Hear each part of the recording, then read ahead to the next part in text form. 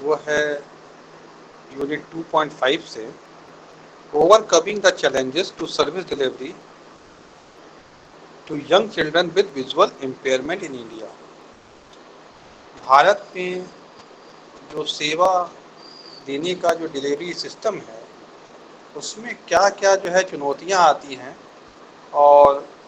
उन चुनौतियों को कैसे हल किया जा सकता है, इस पे आज हम लोगों की चर्चा होगी। देखिए, अर्ली चाइल्डहुड केयर और एजुकेशन से संबंधित जो सर्विसेज हैं, उस सर्विसेज के कई कड़ी है। यदि वो कड़ी जो होते हैं आपस में मिलजुल करके कार्य करें, तो सर्विस डिलीवरी सिस्टम में बहुत ज़्यादा चुनौतियों का सामना नहीं करना पड़ेगा। लेकिन क्योंकि ये जो कड़ी है हमारे अधिक जो ऊपर से लेकर नीचे तक है जो जुड़े हुए हैं, उनमें कहीं न कहीं आपस में सामंजस्य की जो है कमी है, जिसकी वजह से जो है बहुत सारी जो है चुनौतियां जो है बच्चों को फेस करनी पड़ती है। देखिए, पहली जो चुनौती है बच्चे का जब जन्म होता है, बच्चे के जन्म के समय जो है जो हॉस्पिटल है वो पहली कड़ी है। यदि बच्चे के जन्म को जो है हॉस्पिटल में सुनिश्चित किया जाए और बच्चे के अंदर कोई भी एबनॉर्मलिटीज़ आई है या बच्चा देर से रोया है, तो इसकी पूरी रिकॉर्ड जो है डॉक्टर्स की जो टीम है उसे जो है पेरेंट्स को अवश्य बताना चाहिए। और उसके बाद जो होते हैं उसी जगह से जो है इंटरवेंशन जो है प्रोग्राम स्टार्ट हो जाता है। उस इंटरवेंशन प्रोग्राम में जो है आपके विभिन्न प्रकार के जो डॉक्टर्स हैं, न्यूरोलॉजिस्ट हैं, ऑप्थोमोलॉजिस्ट हैं, चाइल्ड स्पेशलिस्ट है, इन लोगों का जो है काम शुरू हो जाता है, जो बच्चे की संपूर्ण जो होते हैं चिकित्सीय जो है परीक्षण करते हैं। और चैलेंजेस क्या है कि यही जो है जो सेवाएं हैं जो जन्म के तुरंत बाद बच्चे को मिल जानी चाहिए, यदि उसके अंदर किसी प्रकार की दिव्यांगता की संभावना है, तो बहुत हद तक जो है हम बच्चे के सही तरीके से उसकी देखभाल कर पाएंगे। उसके बाद जो दूसरी जो चीज़ें आती हैं वो है पेरेंट्स का अवेयरनेस। हमारे देश में क्या है कि जब बच्चे के अंदर किसी प्रकार की दिव्यांगता आती है, तो पेरेंट होते हैं या तो इतना ज़रा डॉक्टर के चक्कर लगा लेते हैं, थक जाते हैं, या जो है वो मंदिर, मस्जिद और गुरुद्वारा पता नहीं कहाँ कहाँ पे वो बच्चे की मन्नत के लिए चले जाते हैं, लेकिन बच्चे की बच्चे को जो ज़रूरत है वो ज़रूरत वो नहीं दे पाते हैं। उस समय बच्चे की बहुत ही क्रिटिकल जो है आयु होती है, और ये क्रिटिकल आयु जो है केवल इन सब चीज़ों में ही जो है निकल जाती है। जो क्रिटिकल आयु है वो 0 से 3 वर्ष की आयु जो है, क्योंकि इसी समय बच्चे के ब्रेन का डेवलपमेंट बहुत तेज़ी से होता है। और यहाँ पे ही हमें विभिन्न प्रकार के पैरा जो प्रोफेशनल्स हैं उनकी सर्विसेज की ज़रूरत पड़ती है। यहाँ पे पेरेंट्स को किसी भी गवर्नमेंट रिकॉग्नाइज्ड होते जो सेंटर्स हैं जहाँ पे इन्हें थेरेपी मिल सके, वहाँ पे ले जाना चाहिए। जैसे 0 से 3 साल का यदि बच्चा है तो उसके नेक कंट्रोल के लिए उसको एक्सरसाइज चाहिए तो ऑक्यूपेशनल थेरेपिस्ट, और उसकी जो मांसपेशियां हैं उसके लिए एक्सरसाइज चाहिए तो फिजियोथेरेपिस्ट है। इनके अलावा जो है साइकोलॉजिस्ट है, स्पेशल एजुकेटर्स है, ऑडियोलॉजिस्ट है, यदि बच्चे को सुनने में कोई दिक्कत आती है तो स्पीच थेरेपिस्ट है, बच्चे को यदि बोलने में कोई दिक्कत आती है। तो ये सारे जो है पैरा प्रोफेशनल जो होते हैं मिल करके जो है इंटीग्रेटेड जो होते हैं जब सर्विसेज देते हैं, तो बच्चे को जो है बहुत कुछ जो है इम्प्रूवमेंट देखने को मिलता है। लेकिन सबसे बड़ी चुनौती क्या है कि गवर्नमेंट सिस्टम में सारे जो प्रोफेशनल्स हैं एक साथ शायद ना मिल पाए, कुछ जगहों पे जो है इनकी कमी होती है, और इन प्रोफेशनल्स की भी एक लिमिटेशंस होती हैं कि दिन भर में कितने बच्चे को जो है थेरेपी दे पाएंगे।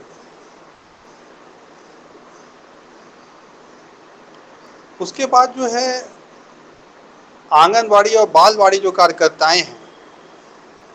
जिनका रोल बड़ा इम्पोर्टेंट होता है इन बच्चों के लिए जो है, क्योंकि ये भी बहुत सारी सर्विसेज जो है इनके माध्यम से प्राप्त किया जा सकता है। कि गांव में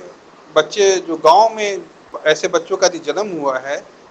जो दिव्यांग है, विजुअली चैलेंज है, तो यहाँ पे आंगनबाड़ी कार्यकर्ताओं से जो है बहुत सारी जो है चीज़ें लीजिए। कम से कम बच्चे का टीकाकरण का जो कार्यक्रम है, बच्चे के जो न्यूट्रिशन है, हेल्थ और हाइजीन से संबंधित जो चीज़ें हैं, वो आंगनबाड़ी कार्यकर्ताओं के द्वारा पूरा किया जा सकता है। चैलेंजेस ये है कि जो आंगनबाड़ी कार्यकर्ता हैं वो सामान्य बच्चों के बारे में तो उन्हें जानकारी होती है,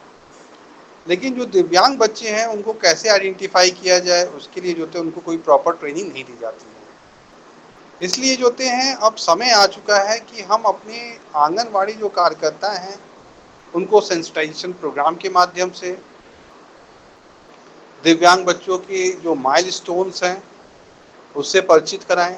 दिव्यांग बच्चे की कैसे जो है आइडेंटिफिकेशन करना है ये करना उन्हें सिखाएं। तो इससे क्या होगा कि हम बच्चे को सही समय पे सही चीज़ें जो होते हैं, सेवाएं जो होते हैं, तुरंत गति से दे पाएंगे।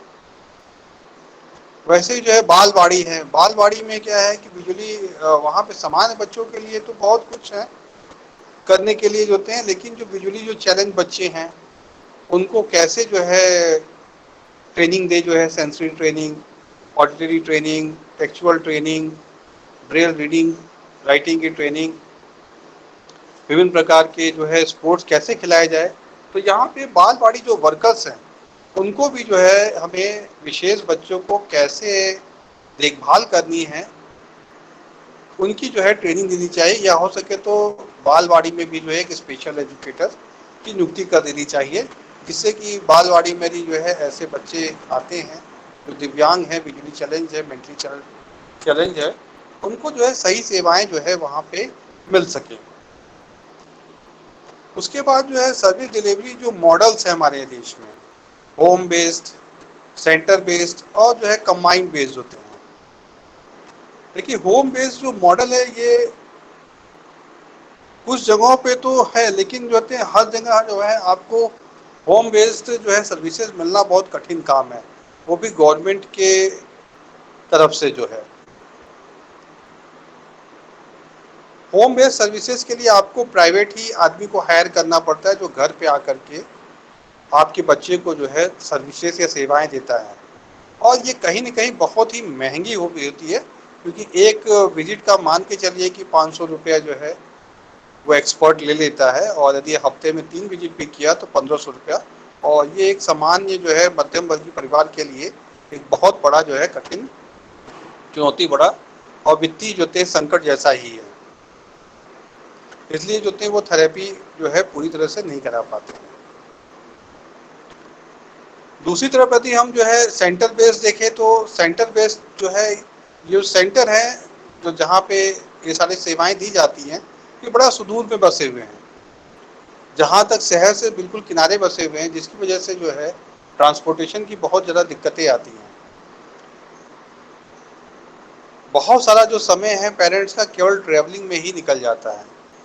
जैसे यदि आप सियासी लखनऊ की बात करें, यदि कोई बाहर गांव से आना चाहता है तो उसे बहुत ज़्यादा टाइम लग जाएगा, क्योंकि ट्रांसपोर्टेशन की भी कमी है और काफ़ी दूरी भी पड़ जाएगी जो है,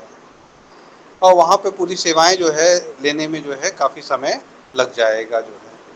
तो कहीं न कहीं जो होते हैं ये जो सुदूर सेवाएं बसी हुई हैं, इसको जो है कुछ टेली जो है सर्विसेज जैसे करनी पड़ेगी, जहाँ पे इनकी टीम को गांव-गांव जा करके जो है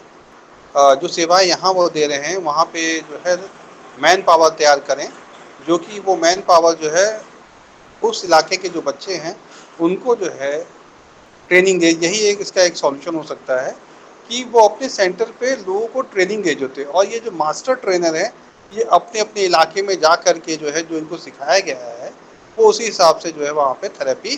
तेज होते हैं। इससे क्या होगा कि जो है ये आने जाने की जो समस्या है वो काफ़ी हद तक दूर हो जाएगी, और लोगों को जो है टाइमली जो है सर्विसेज मिलती रहेगी।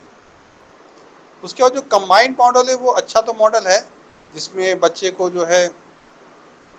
घर पे भी थेरेपी मिल जा रही है और जो है सेंटर पे भी जाने पे भी थेरेपी मिल जा रही है जो है। लेकिन बस यही दिक्कतें हैं कि दोनों मॉडल्स में जो है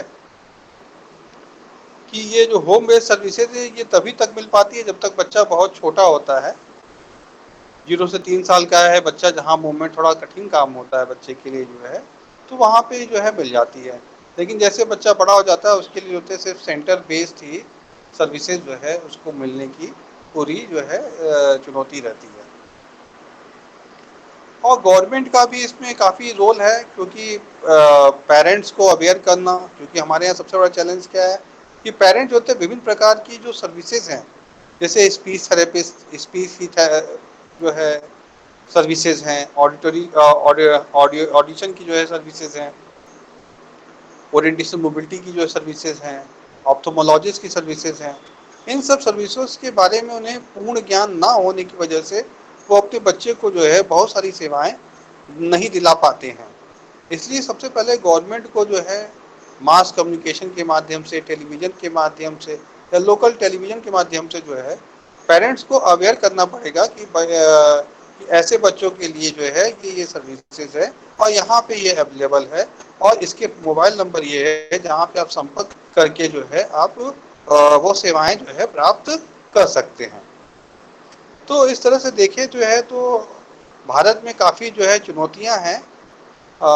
खास करके जो है सर्विस डिलीवरी के लेकर के, लेकिन इनको ओवरकम किया जा सकता है। इनको जो है बहुत हद तक जो है हम इस पे विजय प्राप्त कर सकते हैं यदि हम सभी लोग जो होते हैं एक कड़ी में मिल करके जुल करके काम करे जोते हैं और एक दूसरे को सही इन्फॉर्मेशन दे। जैसे कि हॉस्पिटल जो है सही इन्फॉर्मेशन डॉक्टर्स को दे, डॉक्टर की टीम सही इन्फॉर्मेशन जो है थेरेपिस्ट जो सेंटर्स हैं, जो होम बेस्ड सेंटर हों चाहे, इनको दे जो है। तो यदि ये सब एक लिंक में लगे रहेंगे तो इससे फ़ायदा ये होगा कि बच्चे को सही समय पर सही सर्विसेज जो है मिल पाने में आसानी होगी। धन्यवाद जो होते हैं आप सभी लोगों को जो है चैलेंजेस समझ में आ गए होंगे सर्विस डिलीवरी सिस्टम के। यदि किसी को पूछना है तो पूछ सकता है।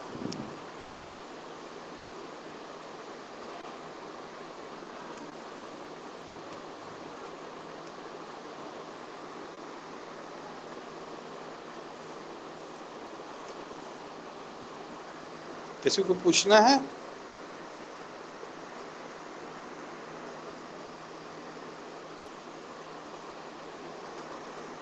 नहीं सर, ये तो समझ